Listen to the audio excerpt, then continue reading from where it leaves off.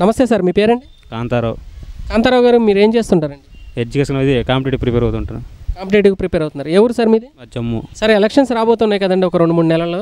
రాబోయే ఎలక్షన్లో ఈసారి ఎవరికి అవకాశం ఇస్తే రాష్ట్ర అభివృద్ధి బాగుంటుందని మీరు అనుకుంటున్నారండి? నేనైతే లోకల్ ఏరియా క్యాండిడేట్ పెట్టి మనం అవకాశం ఇవ్వాలి. ఇప్పుడు చంద్రబాబు నాయుడు సీఎం అని అన్ని పథకాలు పెడతాడు, జగన్ వస్తాడు అన్ని పథకాలు పెడతాడు, కానీ ఇక్కడ క్యాండిడేట్ ఇవ్వాలి కదా.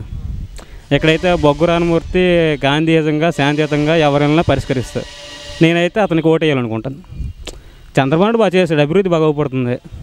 మా ఊళ్ళో రోడ్లు వేయించాడు, తర్వాత చెరువులు బాగా చేశారు, అన్ని పథకాలు నిరుద్యోగ వృత్తి ఇస్తున్నారు, అన్న క్యాంటీన్ ఉంది, చాలా పథకాలు పెట్టాడు. ఇంతకు మించి ఏడు పెట్టేస్తారు. కొత్తగా రాష్ట్రం వచ్చింది, అక్కడ రాజధాని బాగా అభివృద్ధి చెందుతుంది. పోలవరం చూశాను, పోలవరం చాలా బాగుంది. మరి అంతకుమించి ఎవడేట్ చేయలేడు. నా అభిప్రాయం అయితే టీడీపీకి ఓటు వేయాలనుకుంటాను. సార్, జగన్ గారికి కానీ లేదా పవన్ కళ్యాణ్ కానీ ఇస్తే ఎలా ఉంటుంది అనుకుంటున్నారు? జగన్ గారు అంటే జగన్ గారి పరిపాలన మనం ఇప్పుడు చూడలేదు. పవన్ కళ్యాణ్కి అంత సీన్ లేదులేండి, అతను ఏంటి మాట్లాడి వెళ్ళిపోతాడు అంతే, అంత సీన్ లేదు, పరిపాలన అనుభవం లేదు. Thank you sir.